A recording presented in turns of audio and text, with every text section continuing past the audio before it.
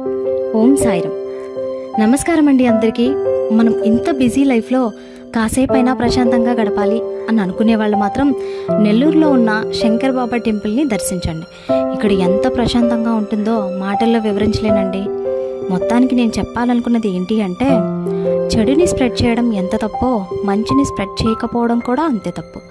ఆ మంచి పనులేంటో, డైలీ ఈ శంకర్ బాబా ఫౌండేషన్లో మేము చేసే వర్క్ ఏంటో ఇక మీదట మీకు అప్డేట్ ఇస్తాం. ఈ టెంపుల్లో మాకు బాగా నచ్చిన విషయం మీతో షేర్ చేసుకుంటాం.